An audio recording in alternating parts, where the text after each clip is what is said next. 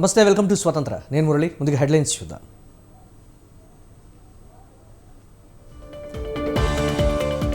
జగన్ పాలనలో రాష్ట్రం 30 ఏళ్లు వెనక్కి వెళ్ళింది. రాష్ట్రాన్ని విధ్వంసం చేశారన్న బాబు.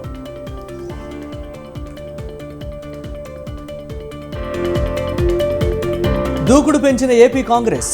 న్యాయ సాధన సభకు హాజరైన ఖర్గే.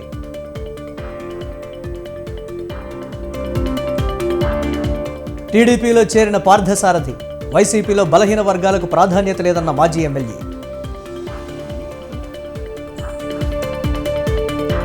ధరణిపై త్వరలో శ్వేతపత్రం. పోర్టల్ను పూర్తిగా ప్రక్షాళన చేస్తామన్న పొంగులేటి.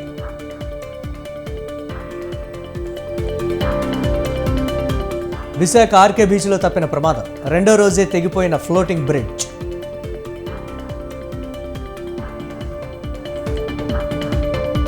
నష్టాల్లో ముగిసిన స్టాక్ దేశీయ మార్కెట్లు. సెన్సెక్స్ 352, నిఫ్టీ 90 పాయింట్ల పతనం.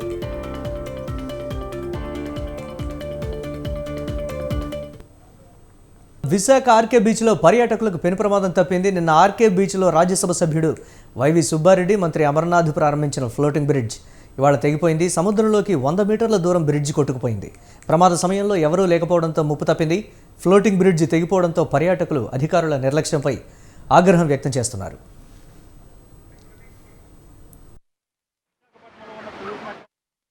ఆర్కే బీచ్లో తెగిపోయినటువంటి ఫ్లోటింగ్ బ్రిడ్జికి సంబంధించి మరిన్ని అప్డేట్స్ మా కరెస్పాండెంట్ ప్రదీప్ అందిస్తారు. ప్రదీప్, అధికారులు ఏం చెప్తున్నారు, దీనికి సంబంధించి పర్యాటకులు ఏం చెప్తున్నారు దీనిపై? Thank you Murali. అయితే ఆర్కే బీచ్ లో ఫ్లోటింగ్ బ్రిడ్జ్ నిన్న తెల్లారే రాజ్యసభ సభ్యులు వైవి సుబ్బారెడ్డి అలాగే మంత్రి అమర్నాథ్ కూడా ప్రారంభించారు. అయితే ఈ యొక్క ఫ్లోటింగ్ బ్రిడ్జ్ కి అయితే 1,60,00,000 అయితే అయింది.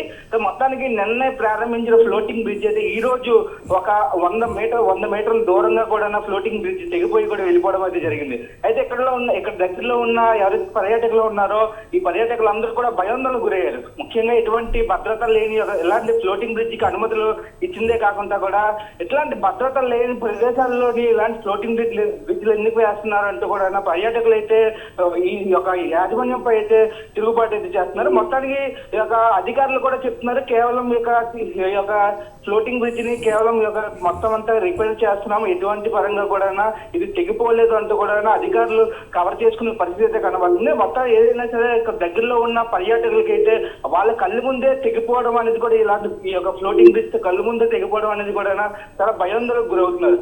ఏదైనా సరే రాజ్యసభ సభ్యుడు వైవి సుబ్బారెడ్డి అలాగే మంత్రి అమర్నాథ్ చేతుల మీదుగా ఓపెన్ అయిన ఈ యొక్క ఫ్లోటింగ్ బ్రిడ్జ్ బీచ్ రోడ్ లో ఇలా అవ్వడం అనేది కూడా చాలా సెన్సేషన్ గా ఇక్కడ విశాఖ ప్రజలైతే చూస్తున్నారు. మొత్తం చూస్తున్నాం, ఇక్కడ ఎవరైతే బీచ్ వచ్చిన పర్యాటకులు అందరూ కూడా కళ్ళు ముందే ఇంకా మేము ఎక్కుదాము, ఇంకా చాలా బాగుంటది కదా అంటూ కూడా ఎంతో సంతోషంతో కోల్లి వెళ్దాం అనుకునే సమయానికి అయితే సడన్ గా ఇట్లాంటి బ్రిడ్జ్ అయితే మా కళ్ళు ముందే తెగిపోవడం అనేది కూడా చాలా భయాందోళనకు గురవుతున్నాం అంటూ కూడా పర్యాటకులు చెప్తున్నారు. అయితే మనం కూడా చూస్తున్నాం, ఆ యొక్క స్క్రూలు కూడా మొత్తం ఇరిగిపోయే పరిస్థితి కనబడుతుంది. ఈ యొక్క అలలకి కేవలం భద్రత లేని బ్రిడ్జ్ అంటూ కూడా తెలుస్తుంది. మొత్తానికి ఎట్లాంటి బ్రిడ్జిలను మాత్రం ఫ్లోటింగ్ బ్రిడ్జ్ పర్మిషన్ మాత్రం క్యాన్సిల్ చేయాలంటూ కూడా పరువులు చెప్తే పరిస్థితి కనబడుతుంది Murali. Right, thanks for updates Pradeep.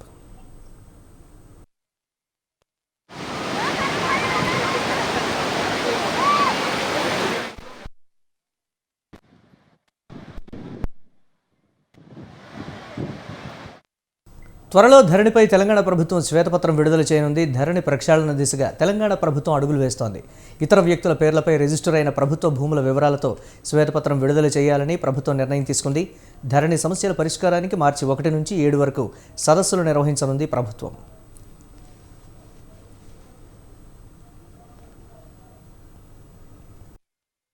ఉదాహరణకి ధరణి నా పోర్ట్ఫోలియోకి సంబంధించింది, రెవెన్యూ శాఖకి సంబంధించింది. శనివారం నాడు సుమారు 4:30 గంటలు ముఖ్యమంత్రి గారు నేను కూర్చున్నా.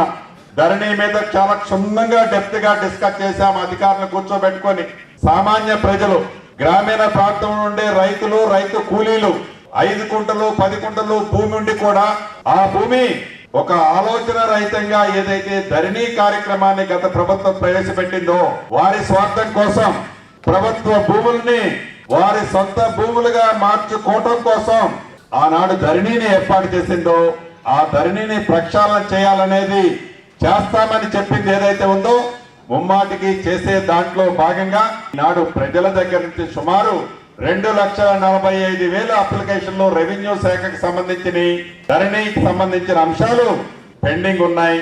గత ప్రభుత్వానికి సంబంధించిన అప్లికేషన్లు, ఈ అప్లికేషన్ని రేపు మార్చి 1వ తారీఖు నుంచి మార్చి 7వ తారీఖు వరకు ఎంఆర్ఓ ఆఫీసు స్థాయిలో ఈ 2,45,000 అప్లికేషన్ని పరిష్కరించే మార్గాన్ని ఈ ప్రభుత్వం కనుగోబోతుందనేది ఈ వేదిక ద్వారా యావత్ తెలంగాణ ప్రజలకు తెలియజేస్తున్నా.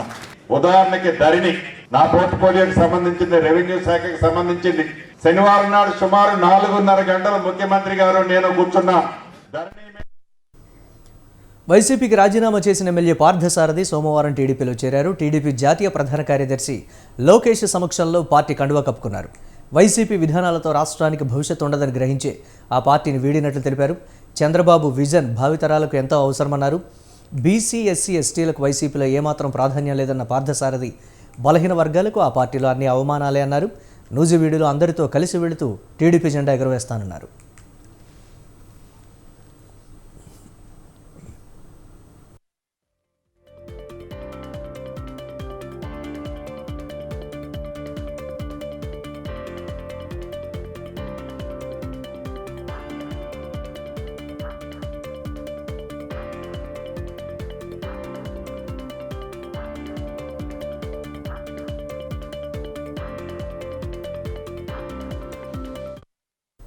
వైసీపీకి రాజీనామా చేసిన ఎమ్మెల్యే పార్థసారథి సోమవారం టీడీపీలో చేరారు. టీడీపీ జాతీయ ప్రధాన కార్యదర్శి లోకేష్ సమక్షంలో పార్టీ కండువా కప్పుకున్నారు. వైసీపీ విధానాలతో రాష్ట్రానికి భవిష్యత్తు ఉండదని గ్రహించే ఆ పార్టీని వీడినట్లు తెలిపారు. చంద్రబాబు విజన్ భావితరాలకు ఎంతో అవసరమన్నారు. బీసీ, ఎస్సీ, ఎస్టీలకు వైసీపీలో ఏమాత్రం ప్రాధాన్యం లేదన్న పార్థసారథి బలహీన వర్గాలకు ఆ పార్టీలో అన్ని అవమానాలే అన్నారు. నూజివీడులో అందరితో కలిసి వెళుతూ టీడీపీ జెండా ఎగురవేస్తానని అన్నారు.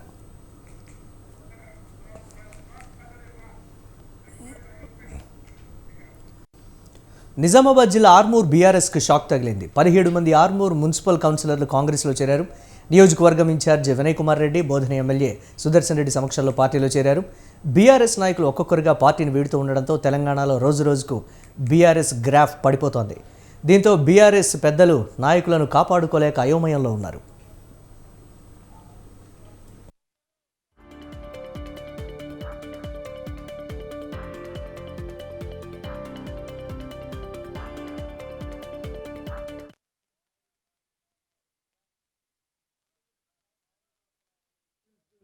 ఆయన ఒక పనికిరాని కేవలం మాటలు నేర్చుకుని మీరందరికీ చెప్తా ఉన్నాను, ప్రజలకు చెప్పండి. 10 years వరకు వాళ్ళ మాటలు విని మనం నాశనం అయింది, వ్యవస్థతో రాష్ట్రం.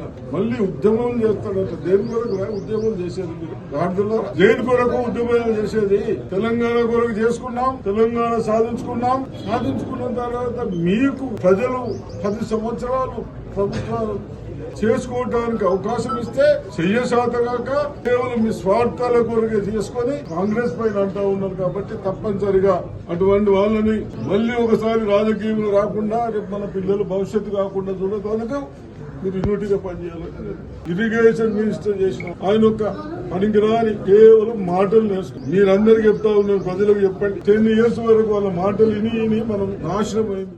స్వాతంత్రం తర్వాత అందుబాటులోకి రాబోతున్న మొదటి రైల్వే స్టేషన్ అది. హైదరాబాద్ తూర్పు ప్రాంతం అభివృద్ధికి తోడ్పడే స్టేషను అదే. హైదరాబాద్ ప్రజలు ఎప్పుడెప్పుడా అని ఎదురు చూస్తున్న చర్లపల్లి రైల్వే టెర్మినల్ మరికొద్ది రోజుల్లో అందుబాటులోకి రాబోతోంది. 100 ఏళ్ల క్రితం కట్టిన సికింద్రాబాద్, నాంపల్లి, కాచిగూడ స్టేషన్ల తర్వాత ప్రయాణికులకు అందుబాటులోకి రాబోతున్న అతిపెద్ద స్టేషన్గా చర్లపల్లి రైల్వే టెర్మినల్ రూపుదిద్దుకుంటోంది. అంతర్జాతీయ స్థాయిలో సరికొత్త సదుపాయాలతో ప్రారంభానికి సిద్ధంగా ఉన్న చర్లపల్లి రైల్వే టెర్మినల్పై స్వతంత్ర స్పెషల్ స్టోరీ.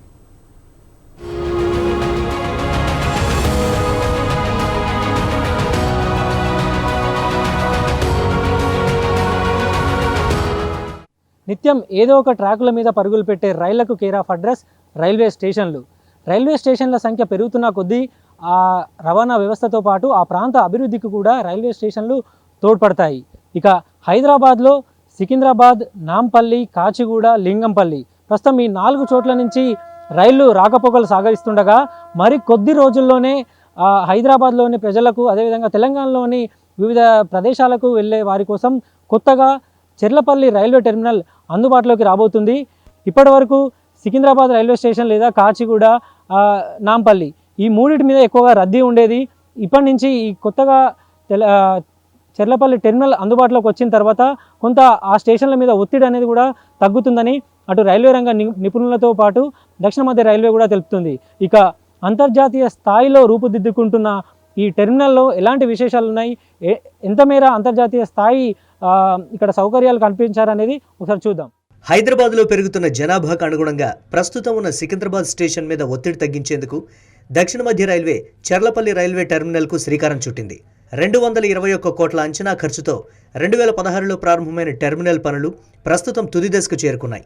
పనులు ఒకవైపు కొనసాగుతున్నప్పటికీ రైళ్ల రాకపోకలకు ఎలాంటి ఇబ్బంది ఉండదని సౌత్ సెంట్రల్ రైల్వే తెలిపింది.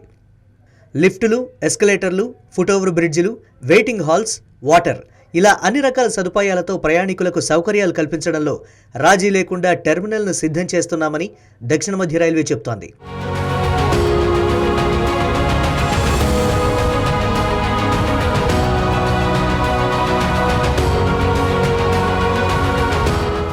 ప్రస్తుతం సికింద్రాబాద్ రైల్వే స్టేషన్ ద్వారా రోజుకు 250కి పైగా రైళ్లు రాకపోకలు సాగిస్తూ ఉండగా 150,000 మంది ప్రయాణం చేస్తున్నారు. సికింద్రాబాద్తో నాంపల్లి, కాచిగూడ, లింగంపల్లి స్టేషన్లు కలుపుకొని దాదాపు 3 లక్షల మంది ప్రయాణం చేస్తున్నారు. సికింద్రాబాద్ రైల్వే స్టేషన్ కేంద్రంగా చెర్లపల్లి శాటిలైట్ రైల్వే స్టేషన్లను భారతీయ రైల్వే అందుబాటులోకి తీసుకొస్తోంది. ఇప్పటి వరకు 300 కోట్ల వరకు టెర్మినల్ కోసం ఖర్చు కాగా కేంద్రమే పూర్తి స్థాయిలో నిర్మిస్తోంది. సికింద్రాబాద్ రైల్వే పార్కింగ్ అనుభవాలను దృష్టిలో పెట్టుకుని చెర్లపల్లిలో పార్కింగ్కు ఎలాంటి ఇబ్బంది రాకుండా చూస్తోంది.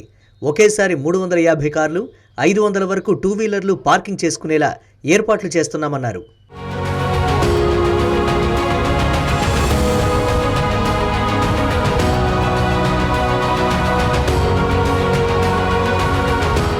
వచ్చే నెల మొదటి వారంలో ప్రధానమంత్రి నరేంద్ర మోదీ చెర్లపల్లి టెర్మినల్ను ప్రారంభిస్తారని బీజేపీ నేతలు చెబుతున్నారు. కొత్త టెర్మినల్ అందుబాటులోకి వస్తే ఘట్కేసర్, ఉప్పల్, ఈసీఐఎల్, రాంపల్లి, మల్లాపూర్, చెంగిచెర్ల, హైదరాబాద్ తూర్పు ప్రాంత ప్రజలకు చెర్లపల్లి స్టేషన్ ఉపయోగకరంగా ఉంటుంది. చెర్లపల్లి మీదుగా సికింద్రాబాద్ వెళ్లే రైళ్లు సికింద్రాబాద్లో ప్లాట్ఫామ్ దొరక్క అరగంటకు పైగా చెర్లపల్లి స్టేషన్లోనే ఆగుతున్నాయి. ఇక నుంచి చెర్లపల్లి టెర్మినల్ అందుబాటులోకి రావడంతో ప్రయాణికులకు ఆగే ఇబ్బంది ఉండదని రైల్వే అధికారులు చెబుతున్నారు. వరంగల్ హైవే నుంచి 6.5 కిలోమీటర్లు, ఔటర్ రింగ్ రోడ్డు నుంచి 5 కిలోమీటర్ల దూరంలో చెర్లపల్లి టెర్మినల్ ఉంటుంది. టెర్మినల్కు చేరుకునే రోడ్డు మార్గాల అభివృద్ధి కోసం రాష్ట్ర ప్రభుత్వానికి వివరించామని రైల్వే అధికారులు చెప్పారు. ఇక ఇప్పటికే చెర్లపల్లిలో ఆగే ట్రైన్లు, అక్కడ స్టార్ట్ అయ్యే రైళ్ల వివరాలను దక్షిణ మధ్య రైల్వే తెలిపింది.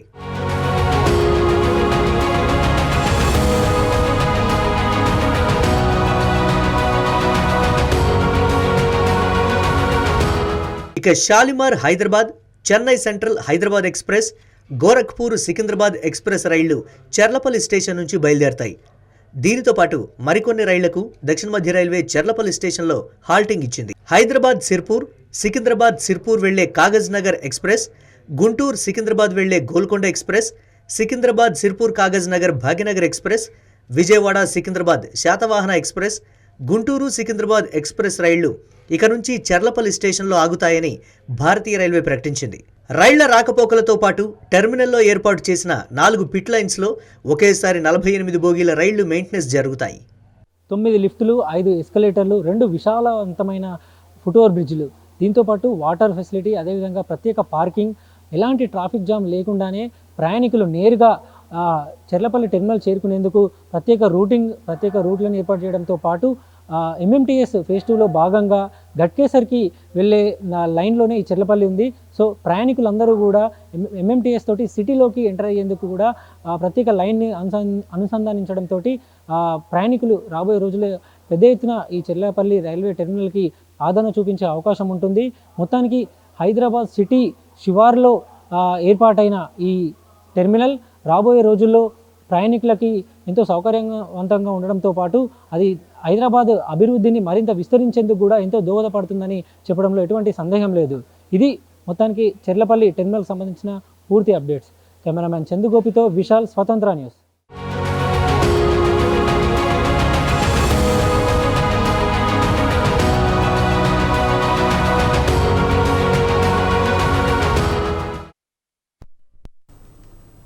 ఇవి ఇప్పటివరకు అప్డేట్స్. కీప్ వాచింగ్ స్వతంత్ర.